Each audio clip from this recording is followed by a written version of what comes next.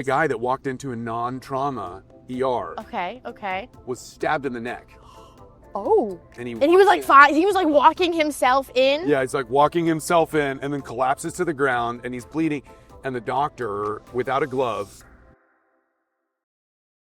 Before we get started with our episode, we're gonna hear from our sponsor. I'm traveling and I'm not home, but you wanna know the very first thing that I put in my suitcase? Every single piece of Skims that I own. Because as we know, I'm all about comfort. Hands down, my favorite thing to wear. Please just trust me and please just invest in Skims. Just try it. Just try it. Like, if you don't like it, you can blame me, but I don't think you'll not like it. I think you're going to love it. It's just so comfy and soft and breathable. And even though it comes in the package and it looks so tiny and you're like, how is this gonna fit on my body? It does. I don't know what magic they put in the fabric, but it's there. So shop Skims Fits Everybody collection at skims.com and in Skims stores. Available in sizes from XX small to 4X. And after you place your order, be sure to let them know that I sent you. Select podcast in the survey, and be sure to select my show in the Dropbox that follows. I love working with them, and I want to keep doing it. It's just so comfy. It feels like I'm wearing a hug, so get your hug. Now let's get started with this week's episode. I've had this thought on my brain, and it's funny, because we're already using this. We're recording. This is happening. Okay, this is it. Good.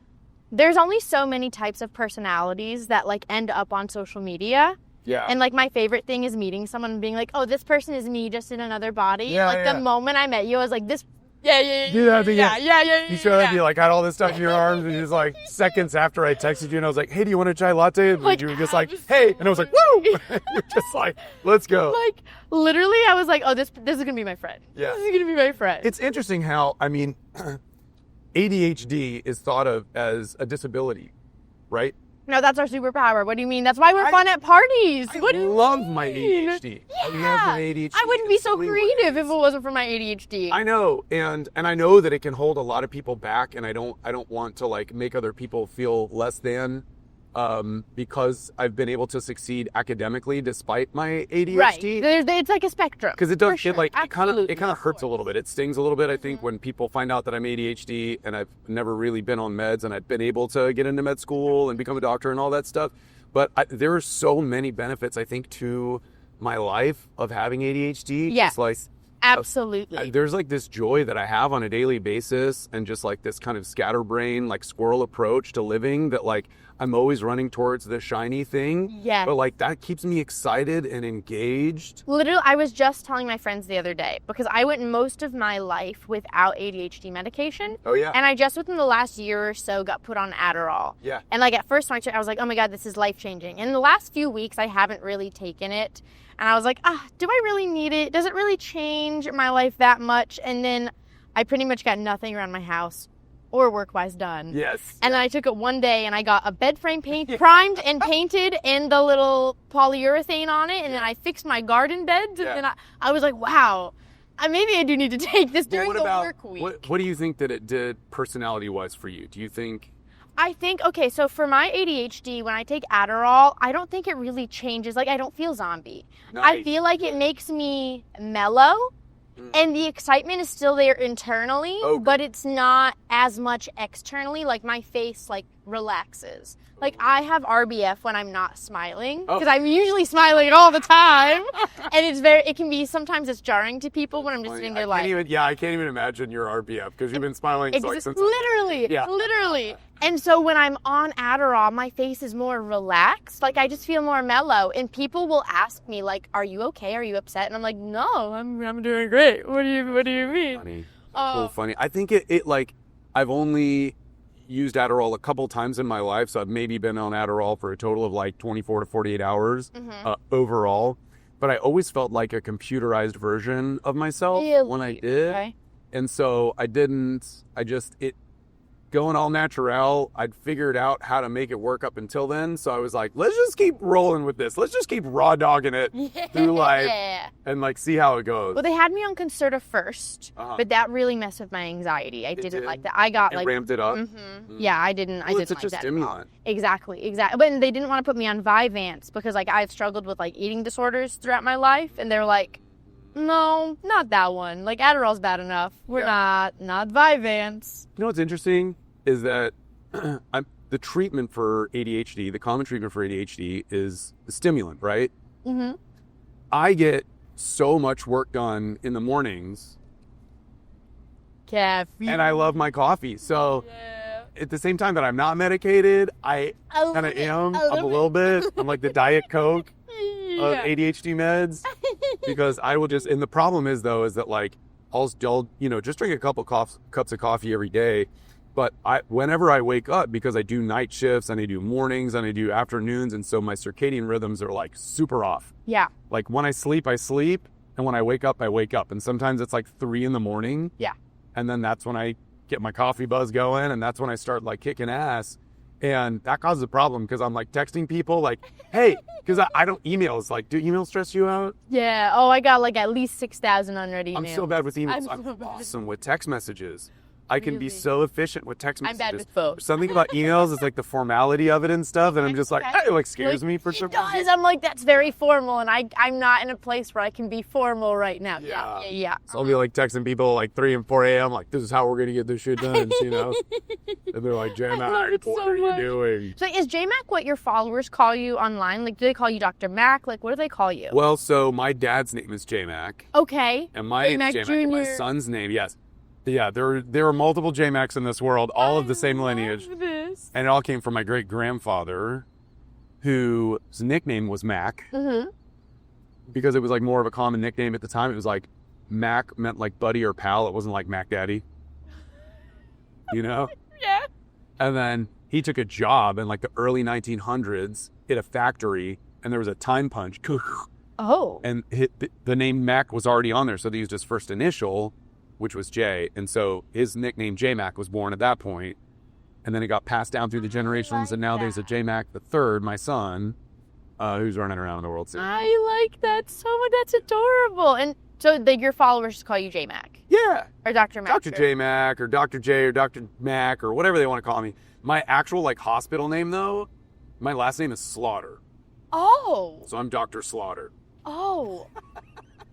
And they just like let you J-Mac Slaughter. Okay. Yeah. That makes sense. Yeah. That makes so much sense. Okay. I was like, what? Okay, mind blown. Which is ridiculous. I don't know, like it's like the ADHD thing where my eyes glazed over the slaughter on your scrubs. Yeah. And so like pattern recognition. didn't Like J-Mac. Exactly. And I saw S and I thought it was something like surgeon. I don't know. Yeah. No, Slaughter is my last name, and so. Oh my God. But it's great though, because in the ER, it gets like an instant laugh out of my patients. Slaughter. I literally like I can't imagine what my mind would have thought if I literally like read Slaughter. Yeah.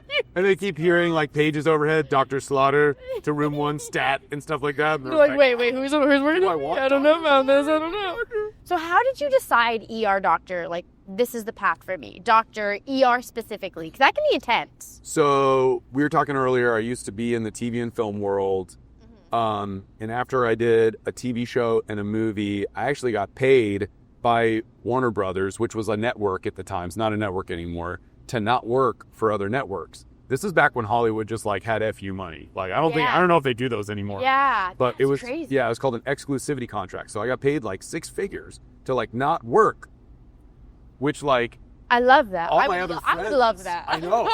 Yeah. Love that. And all my friends were like, "You're getting paid to not work. Like that's the dream. Like you're living the dream right now." But I was miserable because I wasn't like doing something. I wasn't doing the ADHD needs something. Dude. It needs food. I need to react to things, and I wasn't at that time good at like creating my own things. Right. I was good at showing up in other people's things and like giving my all to it and like taking it to the next level, whatever that was. And so basically, long story short, after those like 6-8 months that I was under contract, they didn't find me another job. I'm lacking like purpose and meaning. And my sister is working in ERs, and she is just telling me the coolest effing stories about just like... Do you have one that really stuck with you? Yes, 100%. Okay. Oh my gosh, I love the story. There was a guy that walked into a non-trauma ER. Okay. Was stabbed in the neck. Oh. And he was like he was like walking himself in? Yeah, he's like walking himself in and then collapses to the ground and he's bleeding. And the doctor, without a glove, like jumps on this dude's neck and grabs the artery there the carotid artery so he doesn't bleed out, and basically like gets a vascular surgeon on the phone that happened to be just finishing up a case upstairs. When you're not a specific trauma facility, you don't have the resources in the hospital 24/7 to be able to do these really intense surgeries. Like a vascular surgeon happened to be there, happened to be available, and he's like, let's go. And so wheels up to the operating room holding this dude's carotid artery with his bare hand. Save this dude's life. It makes me emotional. Save this dude's life. And I was like, I think I want to be that guy. That's a superhero. Like, how do I become that guy? And it was 11 years of like intense work and dedication and not making anywhere near the money that I had made in like Hollywood at the time. But you were And I was doing like, something so meaningful. Like, you're saving lives. And I was like, that's what I need. How do I do that? Oh, I love that so much. Yeah. And you're like clearly so passionate about it. And that's what makes I am. me so happy. Like, I love that. Because I feel like sometimes there's a lot of stigmas around certain kinds of doctors, and like, Yeah. we know that there's doctors in the world that are like really there for the cash, and there are doctors that are really there because they care.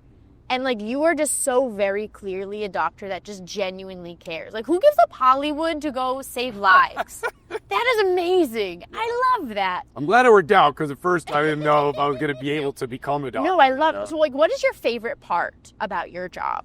My favorite part about the job is being able to like really meaningfully connect with complete strangers, you know, and that's something that actually we do on social media as well. And one of the things that like truly brings me meaning to being a creator is being able to connect with complete strangers. I don't know what it is about my brain that really wants that. There's some people like my wife who's like, I don't really care how many people I connect with. Right. I can have 2 solid, loving relationships in my life, but these are the people that I'm going to pour my everything into.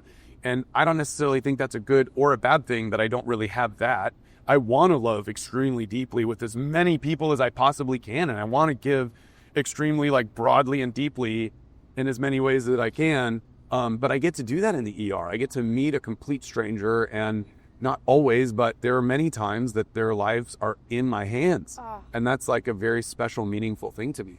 Do you have any cases that have like really, like obviously they're all so important to you. Do you Yeah. have any that have really stuck to you and that you like think about often? Yeah, you just trying to make me cry? Of course. Of course. This is like literally my goal. I was like, how can I make J-Mac sob his eyes out? No, what's really interesting is that it used to be really hard for me to be emotional. I was, because there is a stigma that lots of like doctors are really like burnt out. I think even like, men in general, like there's a stigma. It's like a double-edged sword. Totally. But I grew up, actually, my dad was a wonderful example for me because I'd look over in movies during like the sappy part and I'd see him like tear up, you know? Oh, my And it just like showed me like, that's okay. So the first part of the equation was like, I was grown up around an acceptance of emotion. So that was really important. And then, but the second part of the equation is that like at one point during residency, I was so overworked and I was so like, really like malnourished is not the right word because I had like the calories, but I just like was eating anything that was around me because I was too ADHD to like meal prep and actually like, have like good quality food and stuff, so I'm just like eating McDonald's and like whatever the cafeteria had. It's crazy. Like even just teaching, I know I was hungry all the time, just on my feet and teaching. I can't imagine what. Where can I get the calories? I don't care what they are. Exactly. I need it in my body. And then I wasn't working out because I just like was doing you had no time. 50-hour shifts. You were working out as while you're working. You're standing all day, standing desk. And so it's just a combination of all those things and just experiencing true tragedy like over and over and over and over again. I became very numb and I stopped doing the thing that I like got into medicine for, which was like to truly like connect with individuals, And so I stopped emotionally connecting. And it took a little while. It took me like getting out of residency and like, finding myself again and actually like sleeping again, like improving my sleep habits and working out again and like figuring out how to eat right for the most part. I'm still pretty impulsive with my eating. And then it came back. But now there's something about that like trauma response that it's like all or nothing. Yeah. Like I built up these like walls, but what is behind that is like more emotional than I was ever before. And so there is like kind of a hair trigger that's like kind of interesting that I have now that I never had before. But I just like embrace it because I know that like that's the version of me that will more deeply connect with my wife and my kids and my patients. And so I accept this like new, like fully emotional person that I am now, because like that's the guy that I want to be. I love that. Good, so we can make you cry. Yeah. And I didn't even tell you the story. We're gonna take a quick break and hear from our sponsor. As you guys can see, or I guess hear, for those that can't see me, I'm traveling and I'm not home. But do you want to know the very first thing that I put in my suitcase? Every single piece of Skims that I own. Because as we know, I'm all about comfort. I need to be comfortable all the time. Like, I'm always gonna be a comfort over everything person. And there's nothing that brings me that pure, like, comfortable hug, joy feeling than my Skims Fits Everybody collection. And I say this all the time, the easiest kind of ad for me to make is one where I genuinely love the product, one that I genuinely use it, and everything that I'm saying to you guys isn't even a script they've given me. I'm just talking about my experience and explaining to you why I genuinely love this for me. Hands down, my favorite thing to wear. I'm in California. Do you know how hot it is here already? Do you think I could last being in California for a week in this Southern California heat without having the most comfortable clothing items that I own? No. Even my mom, I told her she was looking for shapewear and I was like, stop looking at these other places. Please just trust me and please just invest in Skims. Just try it. Just try it. That's what I'm telling you guys. Like, if you don't like it, you can blame me, but I don't think you'll not like it. I think you're going to love it. It's just so comfy and soft and breathable. And even though it comes in the package and it looks so tiny and you're like, how is this gonna fit on my body? It does. I don't know what magic they put in the fabric, but it's there. So shop Skims Fits Everybody collection at skims.com and in Skims stores. Available in sizes from XX small to 4X. And after you place your order, be sure to let them know that I sent you. Select podcast in the survey, and be sure to select my show in the Dropbox that follows. I love working with them and I want to keep doing it. It's just so comfy. It feels like I'm wearing a hug, so get your hug. Now, back to the episode. Oh, So- no, it's okay. So one of the stories that like has really stuck with me is this person that, man, it was the end of a night shift. At the end of a night shift, you're already just like, it's been 3 a.m. and 4 a.m. and you've hit a wall and you're exhausted and you like cannot wait to go home. And you get results back on a patient that's had this like intractable nausea, vomiting, meaning she just keeps throwing up and keeps throwing up. And she's already seen a GI doctor and all these people are like, we don't know what's going on, but everything looks okay. We're sorry. Here's some nausea medicine. You know, they weren't being dismissive. They just couldn't find, you know, the cause. And maybe at the time, it just hadn't been advanced enough to show up on any of the imaging. But I did a CAT scan on her and found that there was lymphoma all throughout her chest and her belly. And so I basically told her, like, last thing, again, it was like probably 5:50 in the morning before I drove home at 6 a.m. after being up all night, that she essentially had cancer and it was very widespread, and she had a 2-month-old baby. And I was like, oh my God, like this baby's gonna like, you know, live their entire life without their mom. And you know, maybe I was jumping to conclusions, you know, because there's It's normal to think of the worst case scenario. Right. Yeah. It was just like devastating for her and for me. And then I just drove home like in silence, you know. And but then 2 years later, this person was in my ER and she was there for toe pain. And we're seeing like heart attacks and strokes and like sometimes like shootings and stabbings, you know. And she was there for toe pain. And I take every patient seriously and I try to truly connect with my patient regardless of their level of acuity is what we call Right, it. Like right. how close to death they are, you know, like Of course. I'm trying to connect with all my patients. And you know, so we did x-rays of her toe and it was broken. And I was like, man, I'm so sorry, but it's going to be fine. It's going to heal up okay. We're going to like tape these 2 toes together. Maybe we'll get you this like strong shoe that'll help you from, you know, making it worse. And she was like, you don't remember me, do you? And I was like, yeah, you look familiar, but I'm not sure where. And she was like, you're the one who found my cancer 2 years ago. And I just want to let you know that I'm doing great. I'm in remission.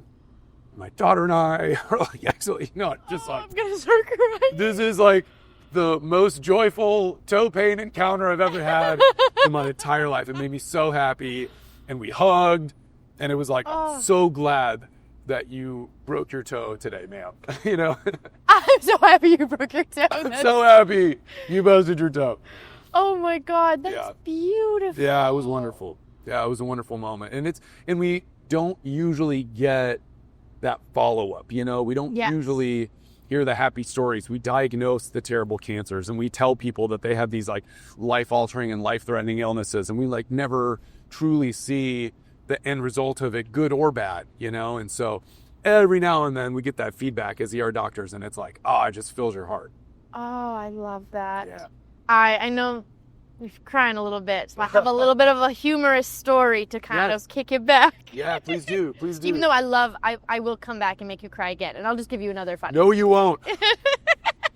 That was probably like my constipated of trying to go get that. So, I always have like people send me stories of things that either they experienced or their loved ones have experienced in these kinds of jobs. So someone sent me a story about how they're an ER doctor. Oh yeah. They had someone come in who was doing adult things, very high on the drugs. Yes, this is a don't do drugs. This is a don't do drugs story, kids. Like, this is a great don't do drugs story.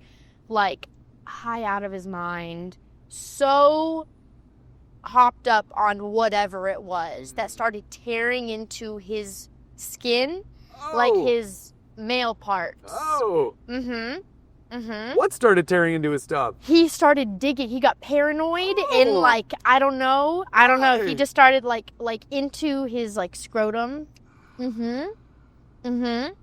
And they brought him in, and some of that, I don't know how the dynamics of like how in the inner hospital, where you would know better than I did, but someone in whatever in the office was like, he is not okay enough to be able to give consent for the surgery. Correct. We're gonna have to get the next of kin, like his mother or something, right? Yeah. Well, we need to get consent, but like we need to contact like somebody, like an emergency contact, his mother. So the ER doctor went to the guy and was like, "Hey, we need to be able to get your mother's contact information so we can call her back together." And he goes, "Do not call my mother. Do not you dare contact her." Why? Because he didn't want her to know that he was on drugs doing adult things, tearing into his scrotum. And so the doctor calls the office. Like doing adult things. Was he like with a lady? With a lady. And during that act, he's just like, yeah, I'm going to get up in here. It was it's out. The freakiest thing that I can think of. And got like really paranoid. I don't know. But the doctor calls the office and was like, "Hey, I think we're good on the consent, because if he's conscious enough to know, he does not want his mother to know about this instance. Yeah. I think he can give consent. Yeah. That's fine. Yeah. And it is what it is. That's true. He is of sound mind enough to know that this is not something that he wants his mom to know." Well, I had to do an emergency consent years back during my training when I was at a level 1 trauma center. And there was a guy also on drugs. Don't do drugs, kids. Don't do drugs. These are all good stories as to why you don't do that. Yeah. This was meth. He was on meth. And for one reason or another, he wouldn't really tell us why. He took a buck knife. Whoa. To his man meat. Completely severed it. Oh. Completely severed it. But it started bleeding so much that he called the ambulance, and the ambulance brought him in with his man parts. Oh, and he never said why he did it? No. Oh, okay. But we were like, okay, well, let's put it back on now. And he's like, no thanks. And we're like, you're going to want to have this. Was he still high at the time? He was still high. Okay, yeah. And so he could not consent or consent against the procedure, essentially. We tried to get a hold of first of kin, and we couldn't. And so we did something called an emergency consent or a 2-doctor consent. And 2 doctors kind of had to decide for him, because he did not have what we call in the medical field as decision-making capacity. Yeah. And we're like, we're going to just assume here that the you that is not on drugs would want this. Would want their penis. So, put it back on. Oh And then I was a med gosh. student at the time, so I didn't get to participate in that surgery, although I would have loved to, I think. What an interesting procedure. Yeah, for sure. But my job afterwards was to make sure that the leeches were attached. Oh. So like after the surgery, and I have to look at like current literature, but at the time there were like some small studies to suggest that like leeches could improve blood flow after you like reattach the blood vessels and stuff.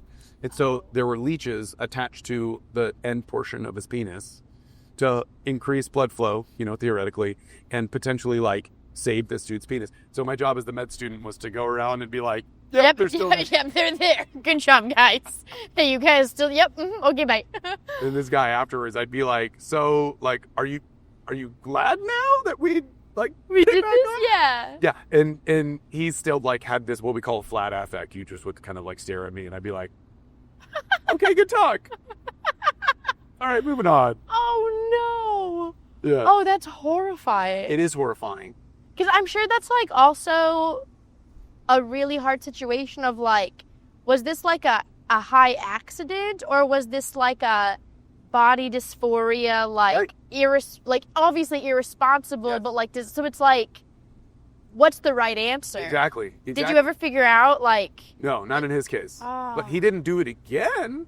as far as we Okay, know, okay, so maybe I it was think an more of accident. Yeah, that makes yeah, sense. decision. That must But- be so like, oh, I don't know. I know, but it does bring up an interesting point. Like, just because somebody is on a drug doesn't mean that they didn't actually want that to happen, but we don't have any. But they didn't have like the right decision making skills of like, this is a good way to go about this. Yes, yeah. Like maybe let's involve Yeah, of professionals course. in a sterile environment so where things don't get terribly infected and stuff. Wild. Mutilate, you know, Yeah. however. Holy moly. Okay, and these are all like we've been talking about like very serious procedures. Yeah. And like the one exception has been like the toe pain. Yeah. So like a big question for you is like, what is something that people come into the ER for that like they think is an emergency but is not?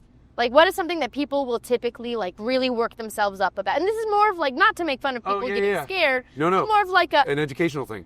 calm down, everybody. No, totally. Okay. Yeah, no, blood pressure, 100%. Okay. Everybody very, very much so freaks out about their blood pressure when it gets above a certain level. And they should, because it shouldn't regularly run at a very high level. Right? So it is well documented and very easily Googleable that, you know, having high blood pressure that is consistent over time does really bad things for your body, trashes your kidneys, increases your risk for heart attacks and strokes and stuff. But in a very temporary sense, if your blood pressure is spiking very high for a short amount of time, like an hour or two, and you're not having a severe headache, vision changes, weakness, numbness, chest pain, difficulty breathing, belly pain, if you don't have any serious symptoms and your blood pressure is very high, we call that asymptomatic hypertensive tension. Asymptomatic hypertension, also known as hypertensive urgency. And that is not an emergency. So in those situations, you can wait a minute, take a second, call a primary care doctor. Hopefully you have them. So many people in the U.S. don't. We call a primary care doc and see, if you already have blood pressure medicines at home, can you just like double that particular medicine, or can they call you in a different medicine? So it doesn't always mean you have to run to the emergency department. But again, if you have symptoms, if you're having really high blood pressure, headache, vision changes, weakness, numbness, chest pain, difficulty, anything like that, you belong in my emergency. That's when, okay. Yeah. And what are a couple things that like land people in the ER very commonly, but are 100% preventable that like can help people at home, like not come see you at work? Yeah, don't do drugs, kids. That's one. Don't do drugs. That's a big one. That's a big one. Always wear your seatbelt. You'd think that is something that is ubiquitous throughout society, but it's not. I still see people that are ejected through the front windshield out of their vehicle, or they get thrown around inside of their vehicle because they don't have their seatbelt on. I actually know somebody. It's actually someone that I know's old partner, an ex-girlfriend, who never used to wear her seatbelt ever. And just it doesn't matter, nothing, it's never gonna happen to me, right? Like one of those things, it's never gonna happen to me. And he used to get on her all the time, like, you have to wear your seatbelt, this is so dangerous. And so one day, he just so happened to like talk her into it. Yeah. And that's the day she got into a car accident. Oh no. And she was saved by her seatbelt. The timing is incredible. And it was like one of those, like, everything happens for a reason, and this is a life lesson, and she always wore her seatbelt for head on. Can I tell you one that actually is to the contrary of that? Oh, because I'm in the ER, I No, see the that's okay. rarest of the rare things. And this is a guy that actually perhaps was saved from very serious injury because his seatbelt popped off. This was crazy. He ended up like going through an intersection during a red light. So he was running the red light, and he gets like tagged in the back portion of his pickup truck. And as the pickup truck is spinning, the door opens and his seatbelt like somehow like comes off with his force. He like flies out, lands like something cushiony, like his butt or something. I don't remember what, but all of his CAT scans were wrong. But the car ended up like getting smashed between like two other vehicles. And because he ended up like getting ejected from his vehicle, I think it could have saved his life. You should have asked him how it feels to be God's favorite. Seriously, dude. Also, what are the lotto numbers for this weekend? I want to win the Powerball. How does it feel to be God's favorite? I just want to know. Lucky, dude. Crazy. But every other circumstance, it's way worse. Yes, correct. That's like, Wear your seatbelt. we're not all God's favorite, okay? Like, we can't all have that title. It's fine. Are there any other things that, like, people do, like it's very common, but it, like, people don't realize how unsafe it is and they end up in the ER? Just anything else to, like, keep people more safe? I have all my questions, like, on my phone, so if you see me looking at it. There's nothing else, like, major that's, like, really jumping that's out okay. to me right now. How about, do you have a health tip that could save someone's life in an emergency? Yeah. So if you're ever exposed to a chemical, if a chemical sprays you in the eye, no matter what it is, the treatment is always the same, and it's flushing. So literally just tap water. I mean, the best thing is to use like sterile normal saline or whatever, but the damage is done by the second, and it actually is worse for your eyes if you do nothing and wait the 20 minutes or 30 minutes that it takes to get to the emergency department or 10 or whatever it is. The most important first thing is to instantly flush out your eyes from that chemical. That's actually like what we do the minute that you get to the ER. We like instead of like doing future I mean, there are certain things that we try to rule out, like a hole in the eyeball or something. Right, Besides that, we pretty much instantaneously just start flooding your eyes. So you can do the same treatment that we can do by just flushing your eyes with water. I mean, the best, if you happen to be in a lab, is like these specialized things that like are made to irrigate your eyes, that come out from like two specific like water spigots. But even just like under the tap water or in a shower, just hold your eyes open and let it like run for like 10 or more minutes. And then, you can even call 911 so they can come and get you to the hospital super fast after that. Wow. You actually you unlocked a memory in my brain. Yes. Of the craziest maybe not the craziest medical thing I've ever seen, because I've seen like some weird things just in my life, or like known people. In our line of work in this industry, we know people that do really dumb things. Yes, for fun. views and likes. Correct. Yes. When I was in middle school, though, there was a girl that I went to school with who, I don't know exactly how it happened, but she and some friends were playing around, and they were whether they were studying or whatever, there was like sheets of paper, and she ended up paper cutting her eyeball. Her eyeball? What are the chances? She didn't reflexively like close her eye? I don't know. I have no idea. All I know is that she had to have like obviously surgery. Yeah. And she had to wear sunglasses to the classroom for like the rest of the semester. Oh my God. And then we ended up going to this was in 8th grade. So we ended up going to different high schools. So I have no idea what happened to her vision after. I don't know, maybe she's watching. You want to let me know? I would love to know how it No, like I'm nosy, but I also care. I care very deeply. But I'm also a little nosy. That's crazy. Hopefully it was just a more like superficial thing, like a cranial abrasion or something. But I mean, you get it in just the right way, in a 1 in a million chance, you could potentially like go what we would call like a full thickness cut to the cornea, like all the way through. That would be crazy, but you never know. That's the interesting thing, is that like I studied so much to become an emergency doctor. Right. And I've experienced so much as an emergency doctor, having worked in ERs for over 10 years now, but I'm still surprised. Yeah. There are people who do not read the medical textbook and come in with the most insanely rare presentations that surprise me. Literally just the other week, somebody came in with like something that a first year ER doctor, or even a third year or fourth year ER doctor may have missed completely. Oh no. That was completely life-threatening. Basically, her aorta, like the biggest blood vessel in the body, ripping from where it connects to the heart, all the way up through what we call the angle or the arch of the aorta, and then down into her belly and into her leg. And if you read a textbook, it would tell you all these things to ask for: chest pain, radiating into the upper back, a tearing sensation, extremely high blood pressure. She had none of that stuff. And I'm very, very lucky that I ended up catching it, because I would have taken her life had I not. Right. Shout out to the incredible ultrasound technician out there that ended up picking it up on an unrelated study. Holy moly. Saved her life. That's wild. But that's why, you know, people in emergency medicine sometimes get made fun of, like, within the community, because we do order a lot of CAT scans. People are like, you never know what you're going to miss. But the thing is that we've seen these, like, rarest of the rare presentations that are truly life-threatening. And you want to be safe. Like, I would absolutely rather get a test that I don't need than to miss something that could end my life. Absolutely. That's the thing. And also, missing something like that is unforgivable. It's unforgivable for the patient and their family, and even, like, medico-legally.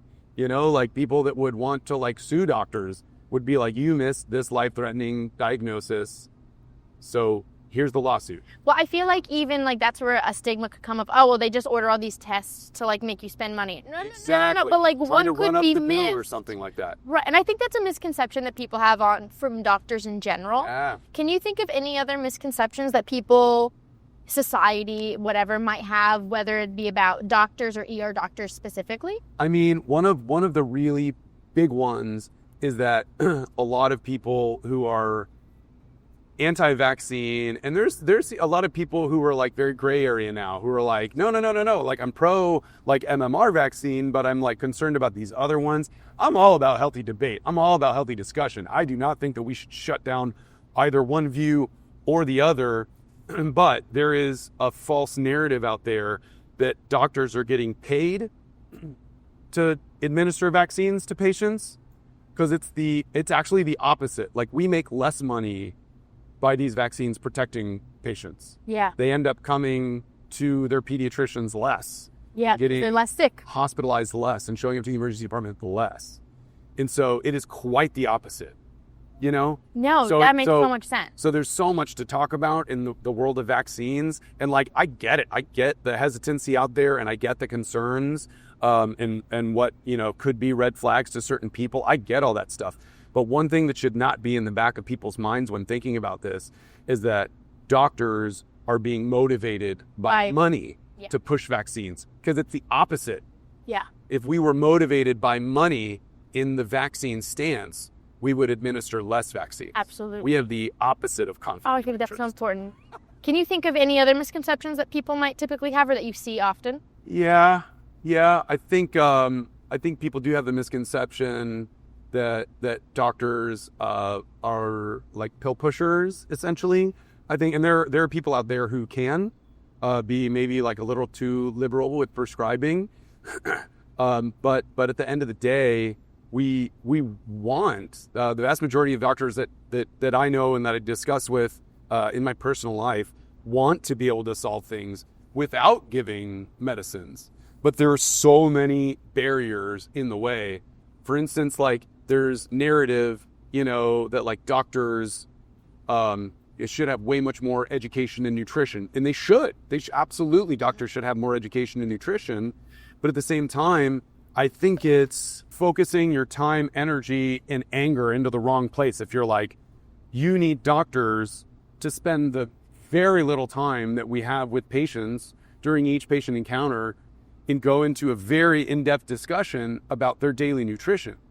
Because the reality of the matter is that we just don't have the time to do that. Yeah. We can't. I mean, an ER doctor, as I'm in there and diagnosing somebody's like heart attack and stroke, and there are 3 other people in the waiting room that may have a life-threatening condition, I don't have time to talk to them about the benefits of, like, antioxidants in their daily intake, you know? Absolutely. And so, you know, there's a big push out there to pushing doctors right. to educate patients more on nutrition. And unfortunately, I think that that's not the right mechanism by which the general public needs to be educated. And there are better people to do that. There are nutritionists who spend like they're all day, every day. All they do is talk about nutrition, exactly. learn about nutrition. They are, to me, the better people to carry that torch, you know? And there's always just like, in general, I love how nowadays people are taking more responsibility for their health. Yeah, absolutely. My parents' generation was very much like, we're going to drink and we're going to smoke and we're not going to work out and the doctors are going to fix me when everything falls apart. It'll be fine. Everything will be fine. And I love that people are taking personal responsibility and they're like, I'm not going to drink, I'm not going to smoke, or whatever I do, I'm going to do it in moderation, and I am going to exercise, and I'm going to try to sleep right. And so people are taking all of these positive steps toward taking ownership over their health, but that can also sometimes lead down a very anti-medicine pathway, which I think is dangerous, because just because you are doing the right thing in working out and eating right and sleeping right, that necessarily isn't equated with, like, you know, holistic medicine or naturopathic medicine or, you know, chiropractors pushing like certain treatments. There is a world in which, I guess is what I'm saying, there's a world in which MDs and DOs, modern medicine, can truly integrate with those people who are taking ownership over their health. It doesn't have to be one or another, you know? Right, absolutely. I think I love some that. people like just go total gung-ho in this like all natural world where there are big benefits to But it's not the end all be all. both. Yeah, like meeting in the middle. Yeah, and like absolutely. I see that you've been working so hard to get your cholesterol down for 2.5 years now through, you know, improving your diet and sleeping right and, you know, exercising and stuff. But now it's time to focus on something that we do well. Right, like Which your are- genes just don't Yes, work well with yes. this. Like, and everyone's different. It's like, outside of your it's kind of like plants. Like, Yes. you can literally, and I learned, I've been gardening lately. I'm like plant master now. Give you It's fine. snaps. That's Snaps what for me. happens. Snap cup. But, like, and I just learned this. You can take a plant and you can clone the plant. It's the exact same plant. It still might not end up with the same amount of fruit. Right. It might still contract a disease the original one didn't. Like, it's just like we as people, like whether we have, you know, siblings, family members, like if you can have the same plant in the exact same environment, it's literally a clone of the first one, and it can still develop problems and have issues, and you can take so much care of it, and it won't matter. It can still have issues. People are the same way, and like sometimes, like some people can just go the holistic approach and be fine. Some people just can't, and that's your genes, and it's kind of the luck of the draw. And there's okay exactly to be able to meet in the middle. And do both. You did everything you could Correct. to do this without medicine, but it's okay to also take medicine if you need it. Yes. You know? No, I love Same that. thing with blood pressure. Yeah. There's some people who could do all of the right things. And they still just have issues and their with blood pressure runs high, very high on a regular basis, and they likely will have a heart attack or a stroke at a young age. And I see those consequences. I see people in their 50s, in their 60s, have a stroke and they can't move the right side of their body for the rest of their life. It just completely changes your day-to-day happiness. Interesting. I know you have to go to work soon, but I have one more question. How are we on time? A story. It's what time? Okay, yeah. Okay. I need to leave. Sure. I need to like leave around like 10:30, 10:35. So we're Perfect. we're- Okay. I was just looking and I was like, I want to make sure. No. I actually set an alarm on my phone. Perfect. ADHD pro tip. Don't trust your brain to remember to do things. Set alarms or things that like buzz on your wrist. You need something in the physical realm Literally. to like get your Exactly. attention. Always. So then, that means we have more time than I thought. I love that. That makes me so happy. So kind of going off of what we kind of just talked about, some people are very resistant against like medical intervention, and that can make your job more difficult than it really is, especially if they wait until the problem is a little bit more out of control. Oh, that's so true. Are there any other ways that the general public might unintentionally make your job way harder than it needs to be? Yeah, so I'm all about taking personal responsibility for treating your high blood pressure, your high cholesterol, obesity, Take ownership of that. And that is the much better route than having to be on pills, etc.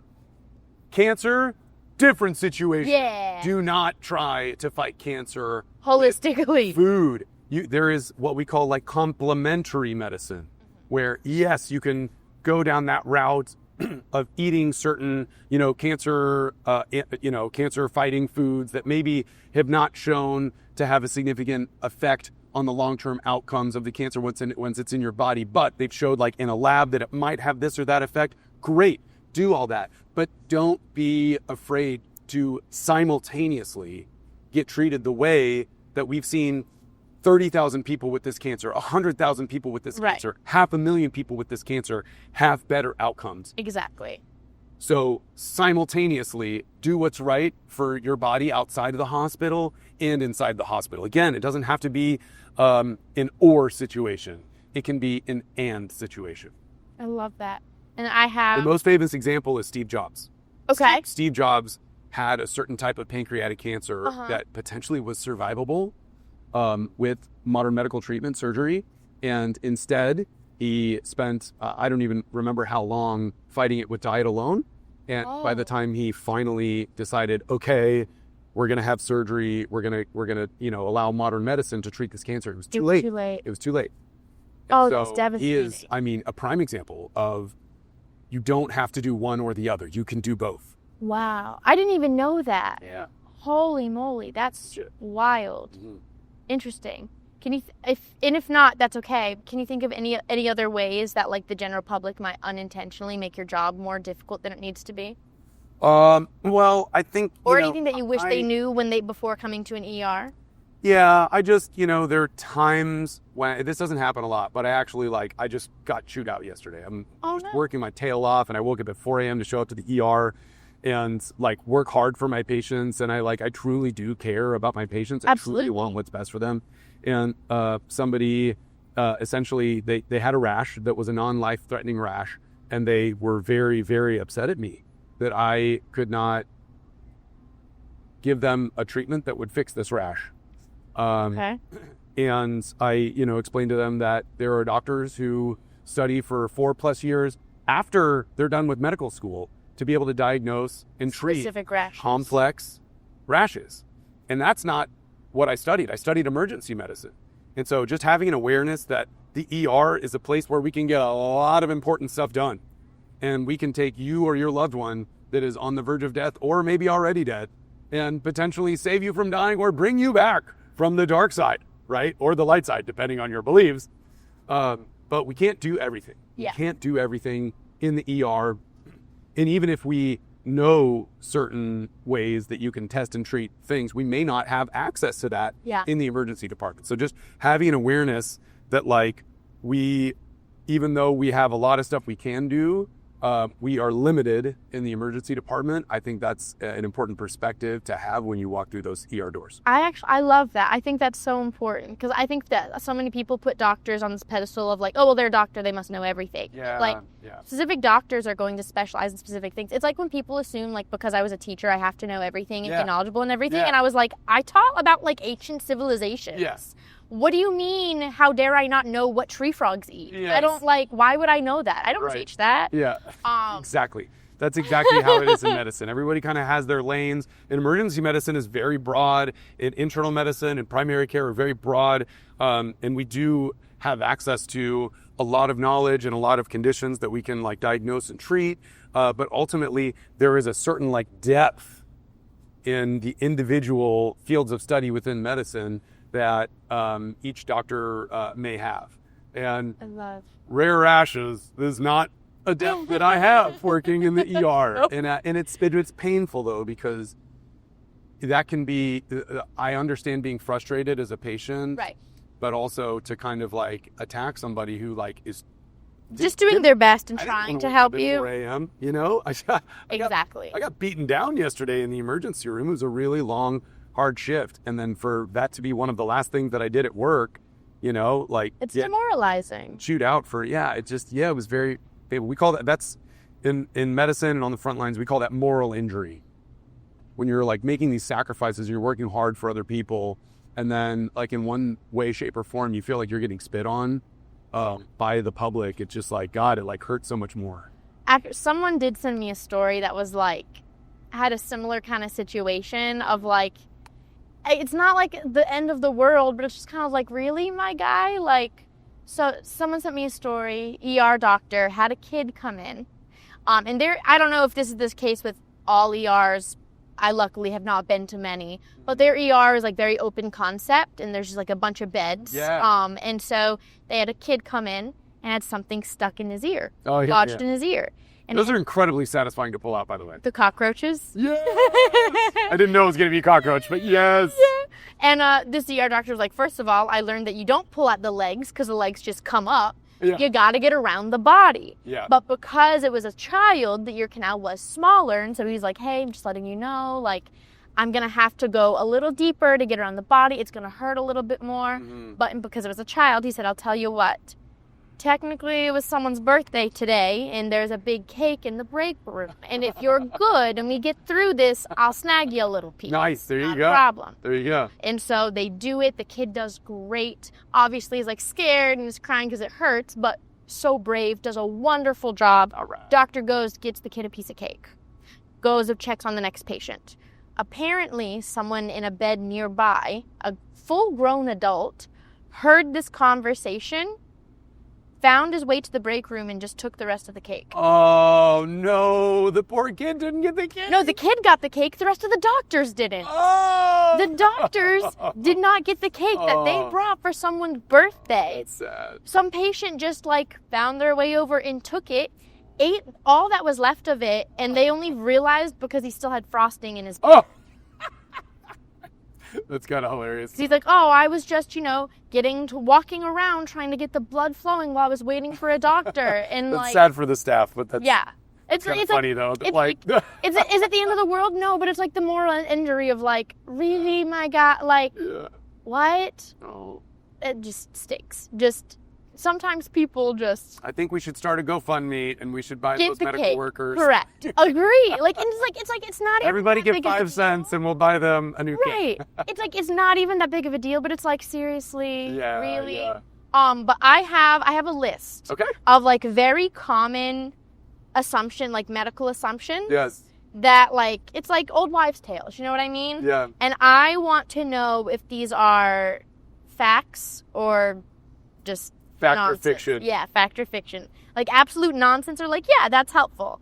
Or if it's like actually detrimental. Okay, so yeah, let's go with that. Okay. Actual nonsense, or yeah, that's helpful. Let's see.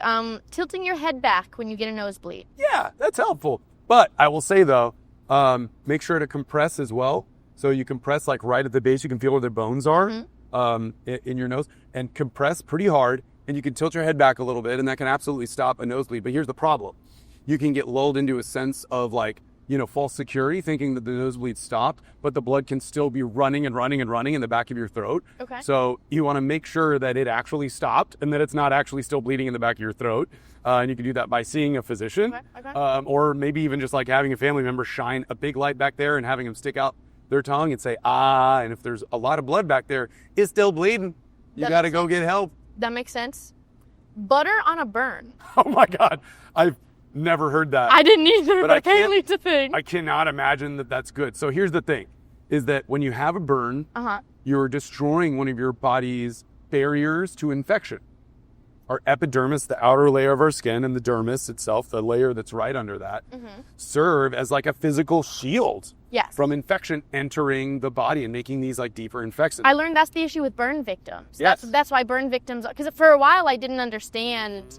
I was like, nothing else is happening to them. I don't understand. But Yes. it's because they have no defenses to Yes. anything outside. So they get severe infections, and that layer also keeps Heat. fluid. Yes, heat. Good. fluid. Good. Sorry, And I'm fluid. excited. Yes, no, you're right. No, you're right there with me. You know this. And it keeps fluid in there, so you can get extremely dehydrated, and then your kidneys fail, and then you have to go into that. It's very serious. But no, if you rub butter in an environment where bacteria is already like, mwah, let's take over. And to help us take over, we're going to get this energy in the form of butter. I cannot imagine that being a good thing. No. No, you need an antibiotic cream. You need bacitracin or something called Silva-D. Okay. Hydrogen peroxide is the best way to clean a wound. No, absolutely not. Here's the problem with hydrogen peroxide. It is great at just like full-on nuking bacteria. But by using a nuke, you're also destroying all of like the good soldiers too. So you'd like destroy all of like the good like white blood cells and macrophages and all the things that are there fighting the infection. So overall, not good. And it feels terrible too. Yeah, it hurts so bad. Yeah, it hurts so bad. Swallowing gum stays in your stomach for 7 years. You know, I've never actually researched this, but I cannot imagine that that's true. Why the hell would it just stay in your stomach that long? Now, in the event that you had what's called like a basoar, which is basically just like a big ball, if like you just like ate gum all the time and you swallowed all these different pieces and they happen to like fuse together and form this like huge ball, then like maybe it could stay in your system for an extremely long time. But just in case, you just go ahead and spit your gum out, kids. Eating bread sobers you up faster. Well, so there are multiple aspects to being intoxicated, right? I think eating the bread probably does not help you with like one of the most important things, and that's just breaking down all of the components of the alcohol that your body is essentially trying to break down and then get rid of. So I don't think the bread like actually helps you metabolize the alcohol in any way, but it'll maybe make you feel a little bit more sober because it'll essentially give nutrients to your brain. You might feel a little bit sharper. Same thing with like drinking caffeine. You know, after you've been drinking, it may not make you sober faster. Okay. But it may make you sharper cognitively. Eating Pop Rocks and baking soda at the same time can kill you. I have no idea. I'm sorry to let you down, but they did not teach me that in medical school. I've never heard of that before. I just like looked up medical myths and I was like, that's one. I never heard of that before. I don't know. I that's something that I've never experienced firsthand in the emergency. How about you can't digest corn? How about let's not make that a TikTok trend? Oh, no. Yeah, no. But can you digest corn? Is that a thing? All I know is if you see it intact when it comes out in your stool, clearly you didn't digest that fully. Okay. Only a few left. Activated charcoal fixes almost any poisoning. No, that's not true. There are certain things that activated charcoal absolutely can help with. But those are things that can successfully essentially like be coated by the activated charcoal. That's how the charcoal works, is it ends up like coating the harmful substance. So people basically like either purposefully or accidentally ingest a really toxic substance or a chemical. And there are certain ones that we give activated charcoal to that can like provide this layer of defense around that item. So where your body ends up not absorbing that chemical in your body. So it absolutely can help with certain things, but not everything. Okay. Cracking your knuckles gives you arthritis. The last time I looked that up, which was years ago, and I don't know if there's more emerging literature to support this one way or the other, but last time I looked it up, it is not. There has been no causal link between cracking your knuckles and getting arthritis. And last one is... But don't crack your neck. I do not put like an extreme amount of force on your neck ever. There are these blood vessels that run up through your spine in the back of your neck called your cervical spine, and there are these little like holes, and blood vessels literally run through it. And if you put enough trauma on your neck, you can literally like rip apart the wall that is inside of those arteries called your vertebral arteries. You get like really dizzy, like the whole room is spinning, and you can even like have strokes and stuff. So don't crack your neck, kids. Oh no. No. Last one is that like stresses me out. Last one is where did it go? Oh no. Okay. Rubbing alcohol on your skin lowers a fever. You know what? I've never heard. I haven't heard of some of these either. I can't definitively say one way or the other, but there is an advantage to putting liquid on the skin and having it evaporate. So one of the ways that you can naturally lower a fever without medicines, what we would call like antipyretics, right, is putting just normal tap water on the skin and allowing it to evaporate. Because that ends up kind of like sucking the heat out of your body. It's an endothermic reaction. So it like sucks heat out of your body and into the atmosphere. Interesting. So and alcohol do that to a slight extent, maybe, but better to just use tap water. Yeah. Water's the fix for everything. Yeah, and alcohol can burn too. So. Yeah, no, we don't like that. Well, thank you so much. Is there any other like last minute things, whether it's about health, medicine, working in a hospital, any last minute thoughts that you think are really important? This isn't really related to like health or medicine, but anybody out there who has ADHD or has kids with ADHD, medication is absolutely the solution for a lot of people. A lot of people truly need medication to be able to function in society. But just also know that there could be like a middle ground, whether being on like a lower dose of a certain medicine or, if it's safe, being off of it for like certain days, because there truly can be benefits to ADHD and being atypical neurologically, like seeing the world in a different way and experiencing the world in a different way, can bring joy and cool, creative solutions to the world around you. I love that. I think that's a beautiful note to end on. Thank you so much for hanging out with me today. Hey, thanks for having me. No, I'm like friends for life now. Like that's like my favorite thing about this job is like finding other people that I'm like, oh, we have the same personality. We're the same person. Yeah, now like we're the minute I friends saw you forever. come around the corner and you like had all your supplies and you're like, hey, let's go to a podcast. Yeah. It's like, that's my friend. That's the one right now. there. Like, thank you so much. I just love everything about this. And I feel like I learned a lot. Yeah. I've never put butter on a burn before, but now I know not to do it. Obviously, that's the most important thing. I wish I had a podcast so I could have you on and I could ask you all about. One day I'll help you start one. Okay, let's go. Oh my God, now I have so many ideas for your podcast. Let's do it. All right, okay. Let's go. We're gonna do it. I have 5 minutes No, before I that's leave, perfect. so tell me all about my podcast. I We have 5 can minutes. send you a voice note. I can send you a voice note because I'll just like yap about it for like 5-10 minutes. Great. But thank you guys so much for hanging out with us. Once we get this podcast going, we'll get it going. Yeah, that'll be perfect. I hope you guys have a great rest of your day, and we'll see y'all next week. Bye, my lovelies.